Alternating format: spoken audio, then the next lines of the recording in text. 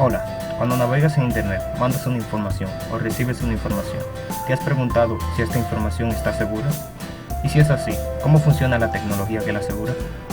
¿O algún día podrá ser rota esta tecnología? Quédate y responderemos esta y más preguntas, explicando qué es el algoritmo RSA y cuál es su relación con la computación cuántica. Vamos allá. Buenas, entonces para nuestra presentación sobre el algoritmo RCA y su relación cuántica, vamos a empezar con el algoritmo RCA, que este es un algoritmo de encriptación. En el criptosistema RCA vamos a tener que este es el algoritmo de criptografía más usado en el mundo, ya que su seguridad está basada en usando números enteros largos, grandes, y factorizándolo vamos a encriptar un mensaje y ver que es muy difícil usando métodos convencionales de romper. Las siglas RCA provienen de sus creadores Ron Rives, Adi Shamir y Leonard Adleman, que estos en el 1977 publicaron la definición de este algoritmo y su aplicación. Este viene de diversos tamaños, de 1024 bits, 2048 y hasta está en fase de prueba el 4096 bits, que incrementa exponencialmente su dificultad. También podemos ver que en la creación en uno de los usos de estos algoritmos que pueden ser usados para encriptación con llaves públicas y privadas, y también para firmas digitales. Entonces, en la creación de llaves vamos a ver cómo funciona este algoritmo. Primero se van a usar dos números grandes, vamos a llamarles P y Q, y estos, el producto de estos será un número n, que vamos a usar su módulo para resolver estos algoritmos. Entonces la llave pública va a estar dada por el número n y un número primo e, que ya es un número simplemente dado, no requiere ninguna complicación. Ahora, para la generación de la llave privada vamos a usar el mismo módulo n, pero ahora el exponente privado d, que ya este sí tiene su propio algoritmo para ser calculado, que en algunas ocasiones vamos a tener la función de Carmichael o el algoritmo extendido de euclidiano, donde usamos el phi de Euler, que ese es el símbolo que se ve aquí. Entonces el phi va a ser igual a p menos 1 multiplicado por q menos 1. Entonces, ya teniendo el phi, ya decimos que el exponente privado de va a ser igual a el número que tomamos previamente, e a la menos 1, el módulo de este por, o sea, el módulo de e a la menos 1 de phi. Sabiendo que cuando tenemos dos números y queremos saber el módulo, lo que haremos es que primero lo dividimos, el primero entre el segundo, y ese resultado también haremos otra operación que es el primero menos la multiplicación de ese resultado por el de abajo. El resultado que esta ecuación nos dé, ese va a ser el módulo. Entonces, la forma más usada de este es que para la encriptación, ¿cómo encriptaremos el mensaje? Bueno, vamos a sacar un módulo simple, que es el mensaje elevado al exponente público con el módulo en base a n, donde se debe de saber que primero m debe ser mayor a 1 y n-1 debe ser mayor a m para que el algoritmo pueda funcionar. Ahora, para descifrar ese mensaje encriptado, vamos a tomar simplemente el texto cifrado, lo elevamos al exponente privado que lo usamos con el algoritmo de Euler, con el módulo en base a n. También debemos saber que estos datos tienen relación con lo que son las firmas digitales, donde una firma encriptada S va a ser dada por el mensaje elevado a la llave privada, al exponente privado, base al módulo de n, y aplica lo mismo que para la encriptación. Entonces, viendo estos datos, podemos también apreciar que esta es una versión simplificada, ya que en la aplicación real se usan también los números randoms PS para agregarle complejidad, y ya son números muy grandes que se usan también. También podemos ver que se usan en diferentes aplicaciones, como para los protocolos HTTPS, también para el SSL, para comunicaciones SSH, como certificados digitales, como habíamos mencionado. Entonces, básicamente, el mundo del Internet de manera segura en gran parte se debe a estos algoritmos RSA. Y esto es todo por mi parte. Espero les haya gustado y seguiremos con la exposición.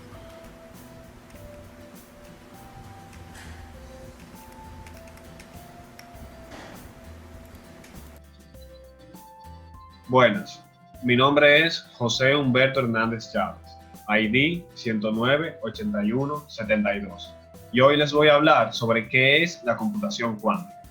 Sin embargo, para poder entender qué es la computación cuántica y cómo funciona y cómo se ha llegado a eso, debo explicarles qué es la superposición cuántica y el entrelazamiento.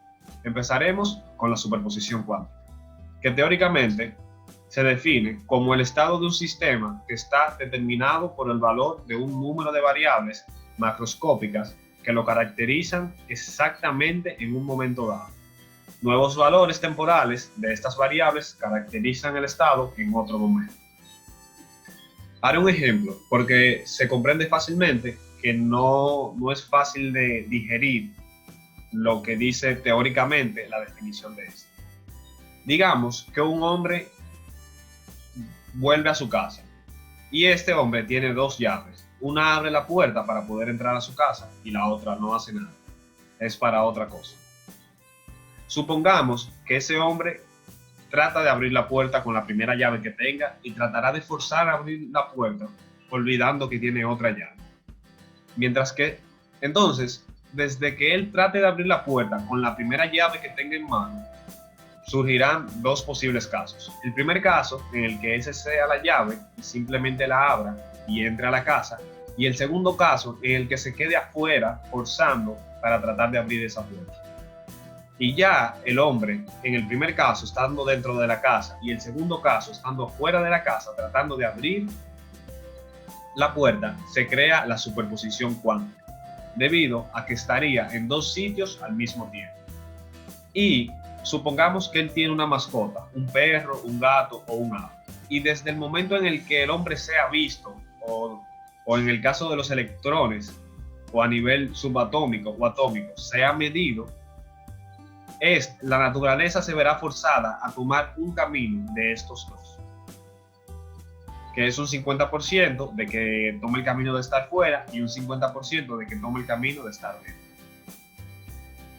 Entonces, esa sería la superposición cuántica. Ahora les voy a hablar de lo que también que hay que entender, que es el entrelazamiento. Es un fenómeno cuántico sin equivalente al clásico. ¿A qué se refiere sin equivalente al clásico? Al clásico se refiere a nuestra lógica, a nuestra física, a la física que se había comprendido en todo momento antes de la física moderna, que fue a inicios del siglo XX, y la que podemos ver a tamaño normal, entre comillas, podría decirse, que es la diferente a nivel atómico y subatómico, que es el que se toma en cuenta a nivel cuántico, como los ejemplos que estamos tomando aquí enfrente. Entonces dice, sin equivalente al clásico. O sea, que eso sucede a nivel cuántico, pero no a nuestro tamaño o a nuestra lógica. Los estados cuánticos, dos o más objetos, se deben describir mediante un estado único que involucra a todos los objetos del sistema, aun cuando los objetos estén separados especialmente. Creo que se puede entender perfectamente a lo que se refiere aquí, debido a que dice que se debe describir en un solo estado cuántico varios objetos, aunque estén separados, no importa, siempre y cuando sean de un mismo sistema. Ahora, ya comprendiendo esas dos definiciones, podemos decir, ¿qué es la computación cuántica? Es la rama de la informática que se basa en los principios de la superposición de la materia, recuerden, estando en dos sitios al mismo tiempo, y el entrelazamiento cuántico. En un solo estado cuántico, diferentes objetos siempre y cuando sean de un mismo sistema, aunque estén separados. Ahí es que es lo preciso en esta definición, debido a que así va a funcionar esta computación cuántica, estando separados, pero en un mismo estado.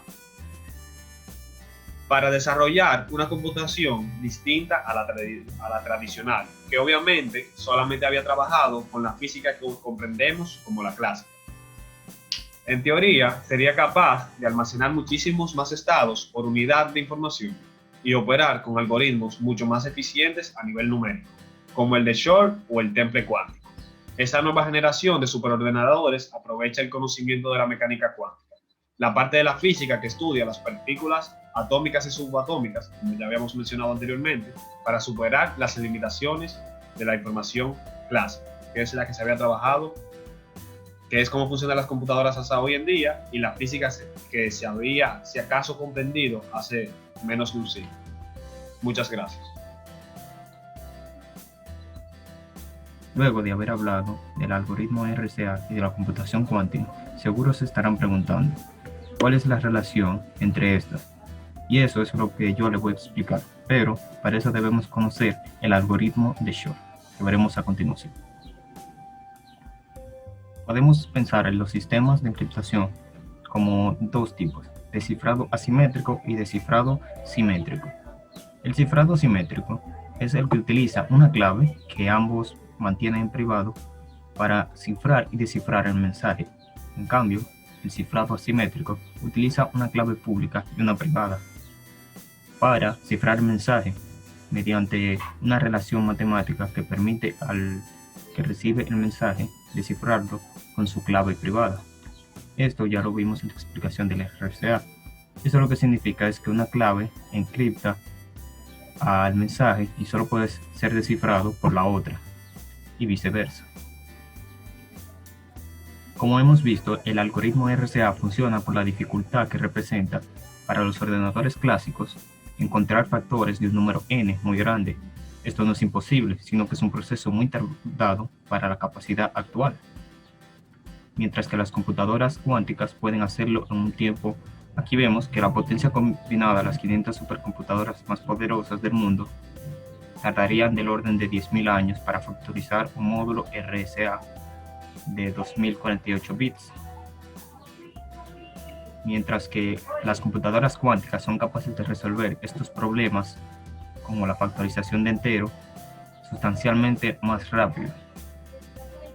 Y aquí es donde entra el algoritmo de Shor.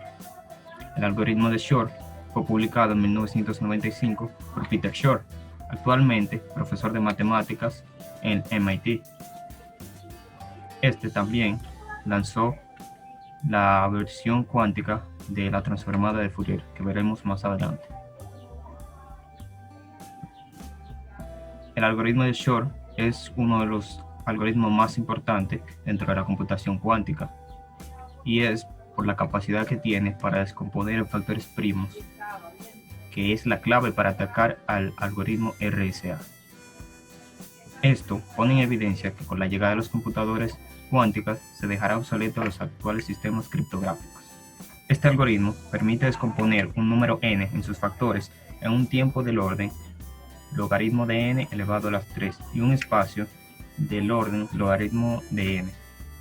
Los algoritmos clásicos conocidos no pueden hacer esto para ningún orden de logaritmo n elevado a k, para ninguna k. Así que cuando aumenta n, estos algoritmos son ineficientes. Por el contrario, el algoritmo de Shor puede hacer esto en un tiempo polinómico. ¿Qué significa esto? Que el tiempo que dura un algoritmo clásico para resolverlo aumenta exponencialmente a medida que n aumenta. En cambio, el algoritmo de Shor puede hacerlo en un tiempo del orden logaritmo de n al cubo. Ahora pasaremos a la explicación cómo funciona. El algoritmo de Shor explota el paralelismo intrínseco de la computación cuántica, es decir, la superposición de estados. Se basa en el resultado conocido de la teoría de números, que convierte la factorización en la evaluación del periodo de una sucesión larga. Por ejemplo, supongamos que deseamos factorizar el número 14. Para empezar, se toma al azar un número a más pequeño que n. Se define entonces la función 5 elevado a la n módulo de 14. El resultado de la teoría de números mencionada dice que es periódica esta función y que su periodo está relacionado con los factores de 14. Se puede verificar fácilmente al evaluar la función en n igual a 0, 1, 2, 3, que nos da 1, 5, 11, 13 respectivamente. Y aquí se observa que el periodo de la sucesión es R. En esta gráfica vemos como después del 6 se vuelve a repetir los mismos valores para la función. Entonces solo nos queda, para encontrar los factores, buscar el máximo común divisor entre n y a elevado a r partido 2 menos 1 y el máximo común divisor de n y a elevado a la r 2 más 1, que nos da 2 y 7, factores del número 14. Pero ¿cuál es la ventaja sobre la computación clásica? Es que una computadora clásica puede hacer este método, pero no es nada ventajoso, porque para encontrar esto requiere evaluar muchas veces. Una computadora cuántica, en cambio, actuando sobre un registro que están representados los estados 0, 1, 2, 3, puede evaluar en un solo paso las funciones f de 0, f de 1, f de 2, f de 3. Los valores que están representados todos en el registro de salida. Entonces, encontrar el periodo a partir de este registro es una tarea relativamente directa. Y para eso utiliza la versión cuántica de la transformada de Fourier. Aquí vemos los pasos resumidos del algoritmo de Shor. Vemos que elegir el a aleatoriamente entre 0 y 1 y n-1. Si el máximo común divisor entre a y n es diferente de 1, fin. Si no, pasamos al paso 2, que es determinar el periodo, como vimos anteriormente, que involucra a la transformada de Fourier, la transformada cuántica de Fourier. Luego pasamos al paso 3, si t es impar, ir al paso 1. Y luego, si el paso 4, si el máximo común divisor de a elevado a la t partido 2 más 1 y n es diferente de n, fin. En el otro caso debemos repetir todos los pasos. Entonces, podemos resumir que la computación cuántica y el algoritmo RSA se vinculan en que la computación cuántica puede romper este algoritmo utilizando el algoritmo de Shor y su tecnología de la superposición de estados, que le permite resolver este algoritmo en un tiempo factible. Pero claro, debemos considerar que todavía estamos lejos de esa tecnología, pues se estima que para descifrar el algoritmo RSA 2048 bits se necesitan un estimado de 20 millones de qubits, cifra que está bastante alejada de los 53 qubits de IBM. De hecho, esto es por el ruido, que necesita qubits adicionales para poder limpiar el ruido.